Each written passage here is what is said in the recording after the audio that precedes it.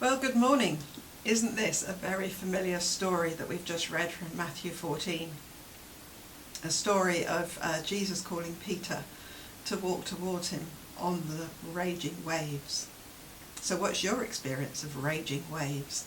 I wonder, have you ever been surfing? I realise here in Cambridgeshire there's not a lot of sea, but perhaps on a holiday down on the west coast you've been surfing. Well, I often go on holiday down to Cornwall, and as a younger person I certainly went surfing. And just a couple of weeks ago we were down there and we saw the very expert surfers riding the waves as they stood up on their surfboards.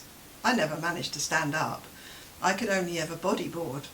But boy, what a thrill it is when you can ride the crest of that wave and the sea takes you right into the beach. It's the most amazing experience. However, it's also a pretty terrifying experience when you don't ride the crest of the wave, when actually the sea takes hold of you and tumbles you round and round and round, and you're gasping for breath and trying to find your way to the top and kicking like mad.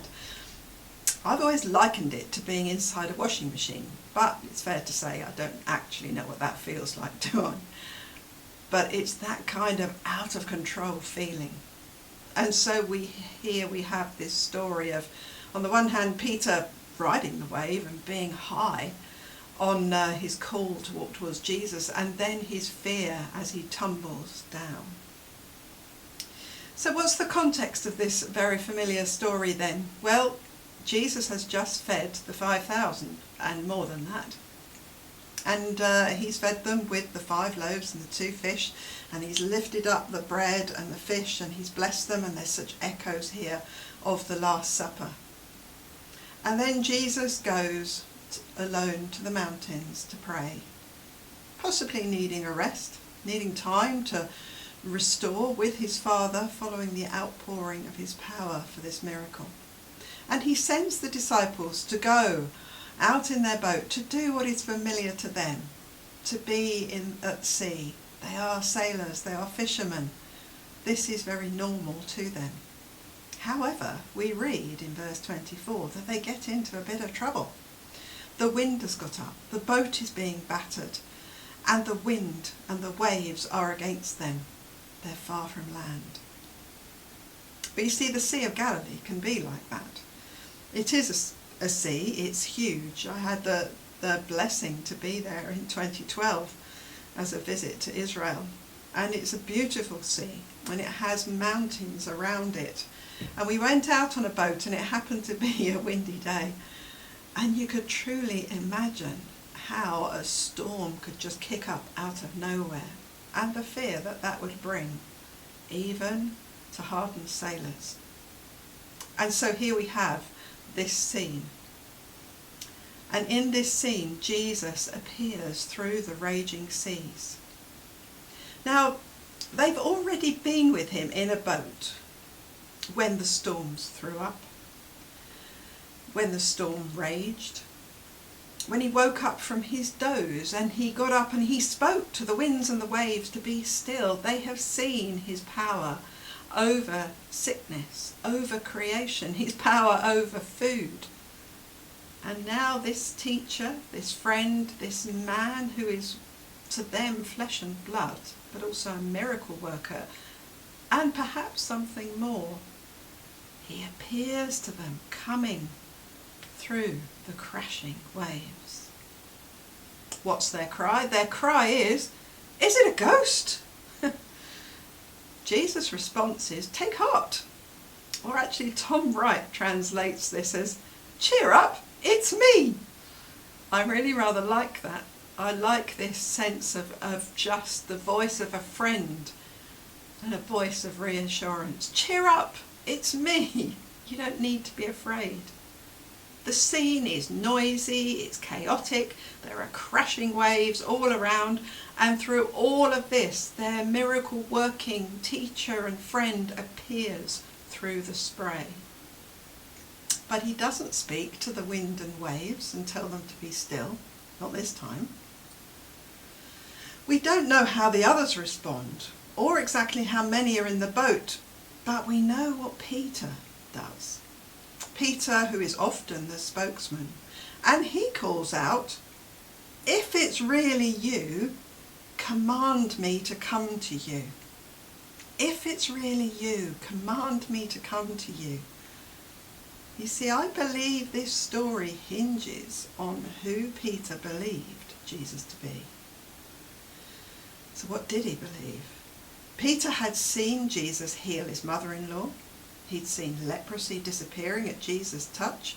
He'd seen lame walking, blind seeing, deaf hearing, people being released from demons, a young girl being brought back to life, and just recently at least 5,000 people fed with 5 loaves and 2 fish. But at this point, Peter had not declared that Jesus was the Messiah. This comes a few chapters later. You see, as he saw Jesus coming toward him through the storm, what did he believe about him? Was he beginning to formulate what he does declare in chapter 16, that Jesus was the Messiah? Or was his action of getting out of the boat one of pure impulse? He was an impulsive character, we know that. I think the thing that made him step out of the boat was twofold. Firstly, Jesus called him. Jesus called him, "Come to me." And Jesus had called him before, when Peter was at his nets and in his boat. Secondly, I think in some way he recognised the enormity of who Jesus was. You see, when Jesus had calmed the storm, that first occasion, they questioned, including Peter, "Who is this man that the very winds and waves obey him?" We have to think about how the Jewish psyche viewed control over creation, and Peter was a good Jew. What did he have of the knowledge? What knowledge did he have, rather, of the actions of God and water and creation, which they considered as chaos and uncontrollable? Think back to the scriptures. Well, of course, you've got the crossing of both the Red Sea and the Jordan in flood. In both of these occasions, God stopped these flowing torrents in order that people could cross on dry land. This was the God of the Hebrews. And at Passover, down the years, the story of the Red Sea parting was part of the annual narrative. This is the God Peter knew, the God that had control over the chaos of creation. So then, who was Jesus that the winds and waves obey him? In the same way that the waters obeyed Yahweh? Is this part of the narrative that's going round Peter's head? Why was Jesus walking towards them on the water and not just stilling the storm again? A question we probably don't have an answer to. But back to the story then. So Peter says, "Is that really you, Lord?" What's behind this question? Is that a ghost or Jesus? Is that the man Jesus or the Son of God Jesus? Peter might be thinking, who might I just be recognising and believing in? Is that really you, Jesus? Peter's test of this is to ask Jesus to call him into the tumultuous waters. If it is you, if I believe that you are all that I think you could be, and I hope you are, then you can call me to come into the water. I think that's what's behind that very simple question, is if it is you. Now you may be thinking that's an awful lot of thinking to do in a split second when the storm is raging around you and you're shouting and screaming because you're trying to get the boat under control. Would he really think all that? Well, have you ever been in a car accident?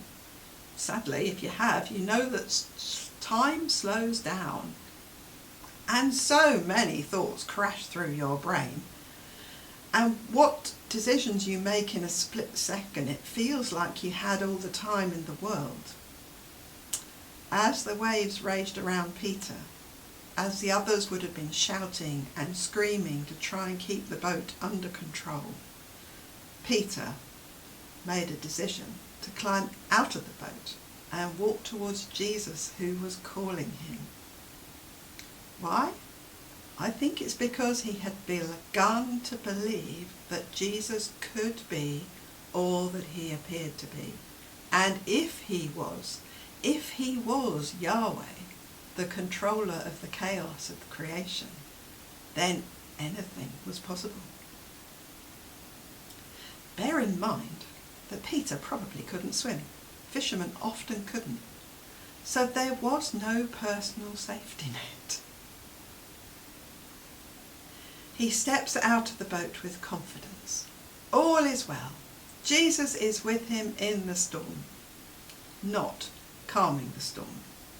Jesus is with him in the storm. But then his attention on who Jesus is becomes distracted by the storm and the events unfolding around him.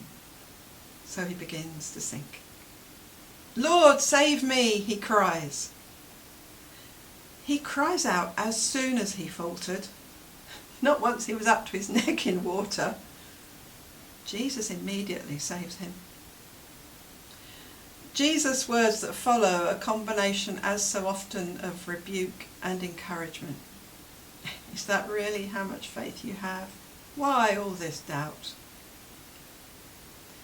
The moment when we are most strongly tempted to give up is probably the moment when help is, if we only knew it, on its way.